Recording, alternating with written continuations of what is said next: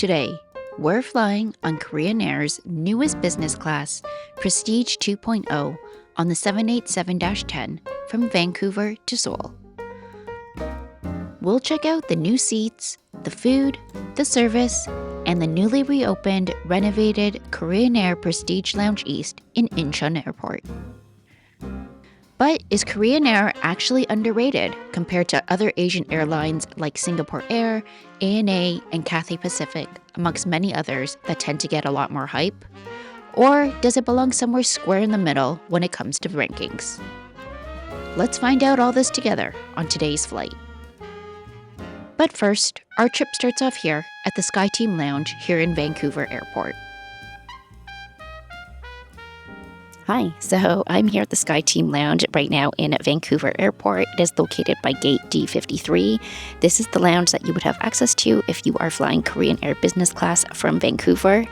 You can also access this lounge if you are flying in first or business class on any of the other SkyTeam airlines, or if you have access through your credit card, they also allow access through Priority Pass as well. So if you have that, you can also visit this lounge. But in the meantime, let's go take a look around. The SkyTeam Lounge here in Vancouver is approximately 5,700 square feet or 528 square meters. There are many different types of seating available, as well as a full-service bar. The beverages, both alcoholic and non-alcoholic, are complimentary and includes wine, beer, and spirits.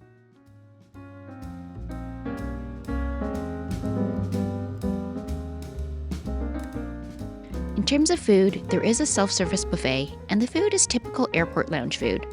It's not terrible, but it's also nothing worth filling up on. If you are hungry though, I'd say your best bet is to hit up the noodle bar. There are 2 types of noodles available, plus pork dumplings. The noodles and dumplings really are the only things worth eating here, and also they're the most interesting thing about this lounge, if I'm being honest. I also got a chance to check out the shower rooms. This is what the shower rooms look like. They're actually reasonably spacious, and you're provided with basic amenities like soaps, lotions, and towels. It's nothing fancy though, but it gets the job done if you need a shower. Alright, so that was the SkyTeam Lounge here in Vancouver. If I'm giving you guys my honest thoughts about it, it is a perfectly serviceable lounge, but it's also nothing special.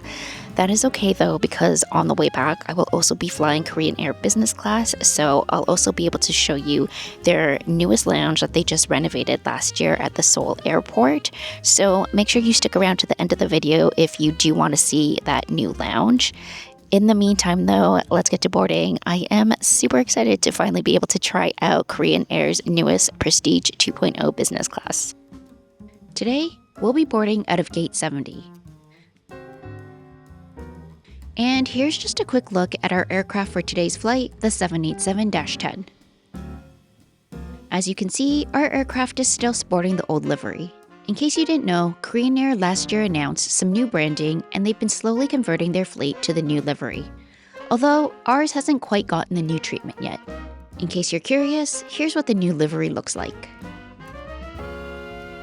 As a business class passenger, we'll get to board in Group 2 after passengers that need special assistance. 스카이 패시픽과 스카이팀 엘리트 플러스 역에서는 전용 라인으로 탑승하여 주시기 바랍니다. And as we get our boarding pass scanned and our passports verified, it's now time to board our aircraft for today. This particular aircraft has business class and economy only. There are 36 seats in business class with a 1-to-1 configuration. Today, I'll be sitting in seat 7B, which has the seat next to the aisle and the side table next to the window. Although the rows do alternate with seats that have a side table next to the aisle and the seat next to the window. And here's a look at what the seats look like. They have a row pitch of 46 inches or 117 centimeters. The seat width is 21 inches or 53 centimeters. And behind this flashy metal door is a storage locker that has a mirror as well as a hook for your headphones. In terms of charging, there's an AC outlet near the bottom of the side table. There's 2 USB-C ports that are fast charging at 60 watts and 45 watts, as well as a wireless charge pad. This is what the footwell space looks like. Because the seats face forward, there is no narrowing, so plenty of room for your feet. Alright, so that was the Korean Air new Prestige 2.0 business class seats. The one thing that I do want to say about these seats is that there is a privacy door that you're supposed to be able to open and close. Unfortunately, Korean Air still hasn't received the regulation approval yet to use them, which means that they will have to stay open for the duration of the flight. It is a bit of a bummer just because this particular aircraft launched on this route back in 2024, so I was hoping that they would have received the approval by now, but unfortunately that is not the case, so the doors will have to remain open for the flight. If you are planning to try out this aircraft, hopefully by the time you try it out, they will have received the approval and you'll be able to use the privacy doors. Before takeoff, we're also offered welcome drinks and snacks. There was a choice between guava juice, water, and orange juice. I chose the guava juice, and we also got a pack of pretzels. Shortly after, the safety video plays, and now that we've taken off and are in the air, let's check out the menus for today's flight. First, here are the menus for the main meal service, which is lunch, the pre-arrival meal menu, as well as the snack menu. Next, we have the white wine and champagne options.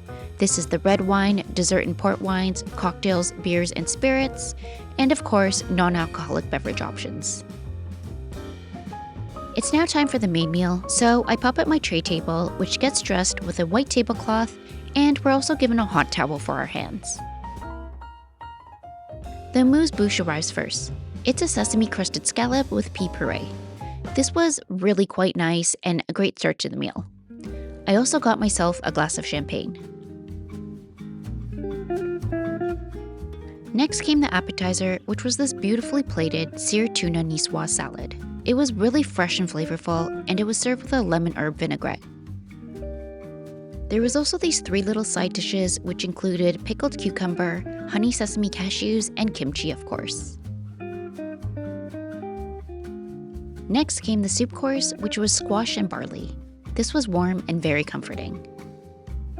It's now time for the star of the show, the main. I ordered the bibimbap, of course, and it had beef, mushrooms, carrots, and zucchini. The bibimbap was also served with a side of rice, a pack of seaweed, some gochujang sauce, and sesame oil. Personally, I like to mix everything together, including the rice, kimchi, gochujang sauce, and sesame oil, but you can do whatever you like. I really love this, and there's definitely something that just hits different about having bibimbap 35,000 plus feet in the air. Finally, for dessert, there was not only this fruit and cheese plate, but also this little dessert trio. The dessert trio included a strawberry mousse cake, a chocolate choux, and a mini pound cake topped with whipped cream. And if you haven't unbuttoned your pants yet, there was also a strawberry gelato. Thankfully, I was wearing a dress on this flight. Okay, now that lunch is done, it's time for us to check out the amenities. This is what the amenity kit looks like. It's a gorgeous green leather pouch from British luxury jewelry brand Graf. Inside the pouch, you'll find an eye mask, earplugs and dental set, and some lip balm and hand cream, also by Graf. You'll also find this exclusive signature fragrance created by Graf for Korean Air, which I think is a really nice touch. And you also get a bottle of water, as well as some slippers.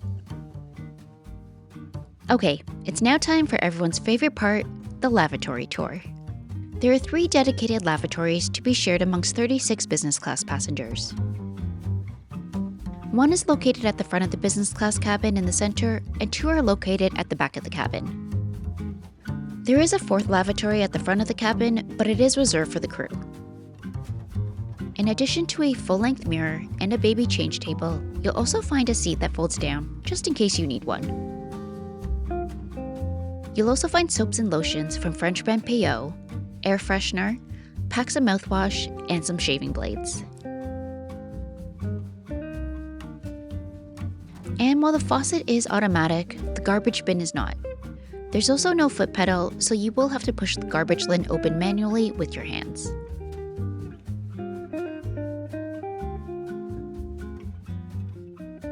Alright, let's head back now so we can check out the seat in lie flat mode as well as the entertainment.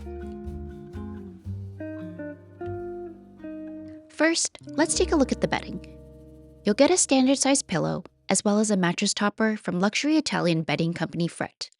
You'll also get a blanket made out of a soft, fleece-like material, which is also by Fret. The seat does go down into 180-degree, fully lie-flat mode, of course. In fully lie-flat mode, the bed is 78 inches or approximately 198 centimeters. This is what it looks like when you're sleeping. I did find the bed to be quite comfortable with the mattress topper, and it was spacious enough where I wasn't hitting my knees or elbows. I give it a 9 out of 10. And here's what the footwell space looks like while in lie-flat mode as well. It's just as roomy in lie-flat mode, so it doesn't matter if you have giant feet. Alright, now let's check out the headphones as well as the in-flight entertainment. This is what the headphones look like. They are noise cancelling, and I did find the noise cancelling to be effective. The audio quality was good as well, although the in-flight entertainment screen does have Bluetooth capability, so you could use your own headphones as well. As for the screen itself, it's a 4K 24-inch or 61cm touchscreen display, although there is a remote behind the storage locker if you prefer to use that as well. For the entertainment, there was 275 movies and 147 TV shows. And unsurprisingly, there was also a good selection of K-dramas if you're a fan. For those of you that like to stay connected, there is Wi-Fi available, but it will cost you. For the full flight, it's $20.95 US. For 2 hours of Wi-Fi, it's $10.95 US. And even messaging comes in at a cost of $5.95 US, which I found surprising since a lot of airlines these days are at least offering free messaging. In between meals, the crew also walked by and offered snacks and drinks. There were cookies, nuts, and chips. I chose some chips as well as some more guava juice. But if those snacks aren't to your liking, you could also head on over to the galley where they had a small basket of snacks with options like Dunkin' popcorn as well as yogurt-covered nuts.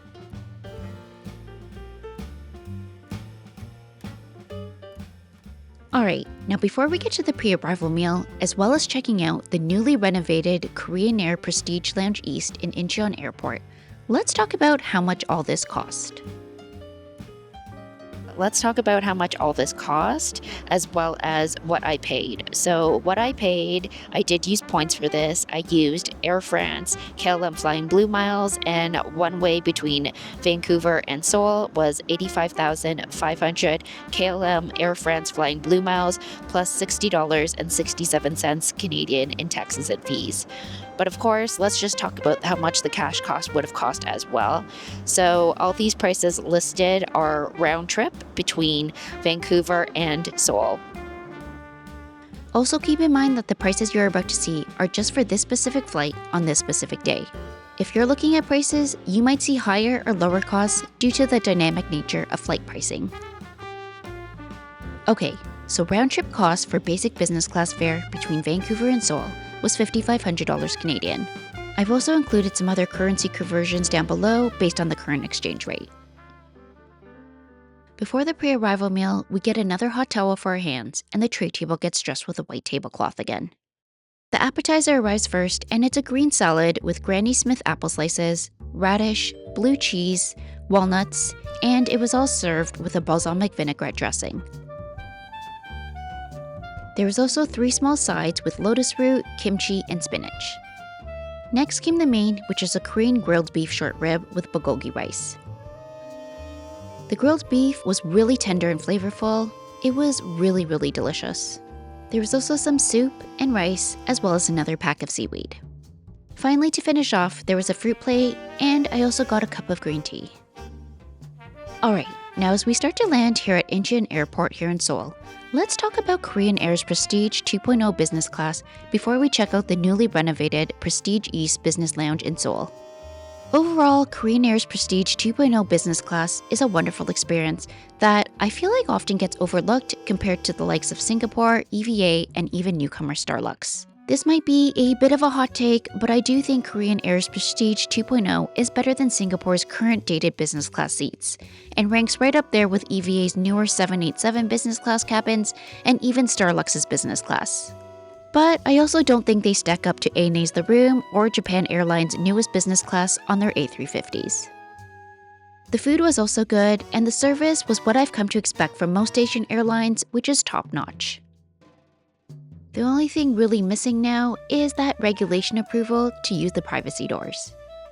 But let me know what you think about Korean Air's newest business class, and then we'll go check out the newly renovated Prestige East Lounge here at Incheon Airport.